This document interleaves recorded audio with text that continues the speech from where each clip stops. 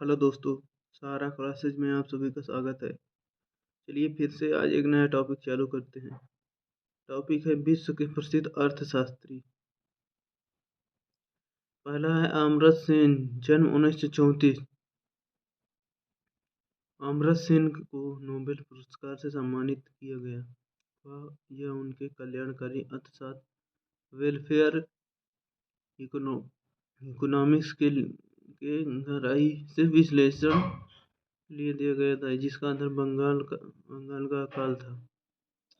दूसरा है Milton Friedman, जन्म 1912 से 2006, एक अमेरिकी अर्थशास्त्री जो कीन्स का विरोधी है, मुद्रा के नियंत्रित पूर्ति का पक्षधर है।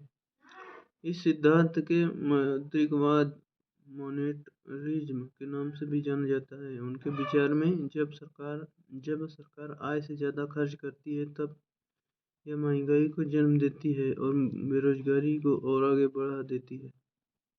अगला है E.F. शूमेकर, 1911 से 77, ब्रिटिश अर्थशास्त्री जिन्होंने नारा दिया स्मॉल इज ब्यूटीफुल, थोड़ा ही सुंदर होता है।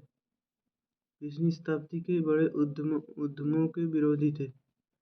अगला है जॉन केनेथ गलब्रेथ, जन्म 1908 से 2006, कनाडा में जन्मे अमेरिकी अर्थशास्त्री। उनकी पुस्तकें हैं affluence society and affluence society and American ambassador to India, 1961 से 63। हार्वर्ड में वे अर्थशास्त्र के प्रोफेसर थे। वे सोचते थे कि राष्ट्रीय आय, उपभोक्ताओं के खर्च, नौकरियों, काम और पूंजी निवेश आदि की वृद्धि में पर अतिशय आग्रह फालतू की वस्तुओं और सेवाओं के उत्पादन को बढ़ावा देता है। उनकी वास्तव में किसी को आवश्यकता नहीं है। अगला है जॉन मायनार्ड क्रीन्स, 1833 से 1946। वे ब्रिटिश अर्थशास्त्री थे। उनका तर्क था कि बेरोजगारी का कारण उपभोक्ताओं द्वारा पर्याप्त खर्च है, न कि महंगी मजदूरी। खरीदने की शक्ति को बढ़ावा देना चाहिए, जिससे मांग बढ़ेगी और बेरोजगारी कम होगी। International monetary fund IMF, international bank for reconstruction and development IBRD की स्थापना में इनका बड़ा हाथ था। डेविड रिकार्डो, 1772 से 1823, वे अंग्रेज अर्थशास्त्री थे। वह शास्त्रीय अर्थशास्त्र की विचारधारा के संस्थापक थे। उन्होंने रिकार्डियन थ्योरी ऑफ रेंट को प्रस्तुत किया।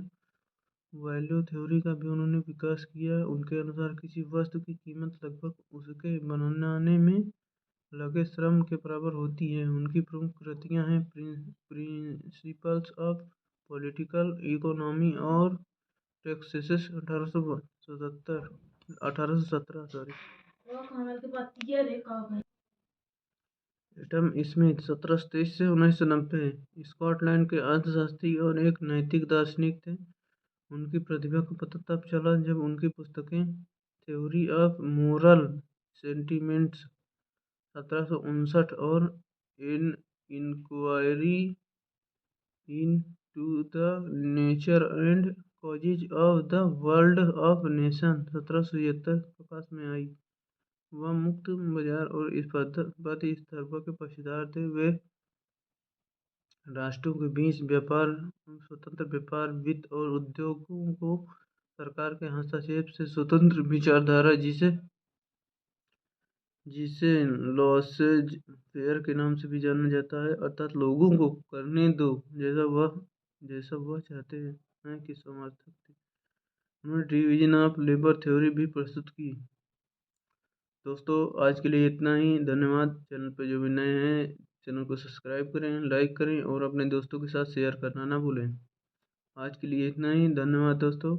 मिलते हैं फिर अगले एक नई क्लास में एक नए टॉपिक के साथ।